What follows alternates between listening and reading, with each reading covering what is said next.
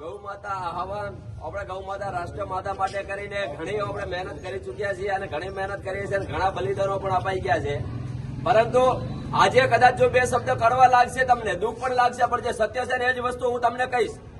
જેને સારું લાગે वो સ્વીકારી લીધો, સારું ના લાગે એવો ઘરે જાય સુઈ જાજો. પરંતુ જે છે એવો સ્પષ્ટ શબ્દમાં કહીશ. ધોલેરા તાલુકાની અંદર આજે બસ આટલી જ પબ્લિક છે. સાહેબ એક વિચાર કરો, પહેલા માથા કપાવવા પડતા હતા ગૌ માતા માટે કે ક્યારે ગૌ માતા બચી હતી, અને આજે માથા ખાલી બતાવવાના હતા ત્યારે ગૌ માતા બચી શકતી. તો તમે માથા બતાવવા નથી આવી શક્યા? અરે હિન્દુઓ શરમજનક વાત છે આ. તમને કોઈને શરમ નથી આવતી? અહીંયા આજ તમે 100 માણસ તમને જોઈને મને દુઃખ લાગે છે. ગૌ માતાને રાષ્ટ્રમાતા બનાવી છે, ગૌ માતાને દરજ્જો સારો આપવો છે. અરે કોઈના મનની અંદર બસ આ તમારો ગૌ માતાનો પ્રેમ છે. ધાનેરા તાલુકાની અંદર હું સંસારી વ્યક્તિ તમને નથી કહેવા માંગતો.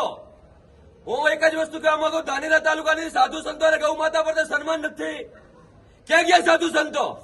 શું લગ્નના હાકા જ ખાવાના છે? મીઠાઈઓ જ ખાવાની છે? ગાદીઓ માટે મોજ કરવાની છે? ક્યારે ગૌ માતાનો સમય આવે ત્યારે તમે આશ્રમની અંદર બેસી ગયા છો? અરે સાધુ સંતો તમે આગળ નહીં આવો તો અમને પબ્લિકે એમ જ મરી જવાની છે. ગૌ માતા એમ જ ખત્મ થઈ જવાની છે. અને હવે તો ગોપાલ કૃષ્ણ વિચાર કરે છે કે આ લીલા એકાની સામટી દઉં. સાહેબ આ મૂર્તિમાન ફોટામાં જોવામાં આવશે ગૌ માતા એક વંશ નહીં રહે. તમે આને આ રીતે ઊંઘમાં રહ્યા તો, નીંદમાં રહ્યા તો.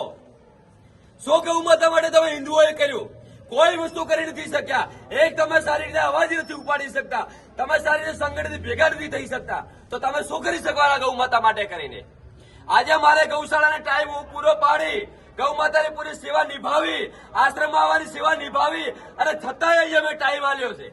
અને જે આજે લગ્નના હાકા કરવાની મજા કરવી છે, એક સાધુ સંત મને અહીંયા દેખાતા નથી. આ હિન્દુ સંમેલનો હજારો થયા, હિન્દુ સંમેલનો મેં 10 થી 12 જગ્યાએ હાજરી આલી છે. અહીંયા લાલ ચોક ની અંદર 2 વાર હાજરી ગૌ માતા વખતે પહેલી વખતે હાજરી આલી ચુક્યો. કેમ? ધાનેરાની અંદર હું એક જ બાવો છું, બીજા નથી કોઈ. ગૌ માતા પર લગાવ નથી કોઈને. અરે જો આવું જ કરવું હોય તો ભગવા ઉતારી સાઈડમાં મૂકી દો, હું એકલો લડી શકીશ ગૌ માતા માટે કરી.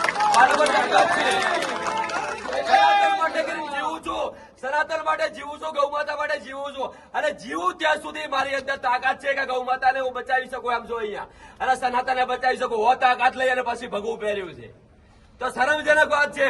આજે તમારા હિન્દુઓને દેખીને મને શરમ આવે છે કે બસ આ દેશની અંદર આટલા જ હિન્દુઓ રહ્યા છે, બીજા ક્યાં છે બધા?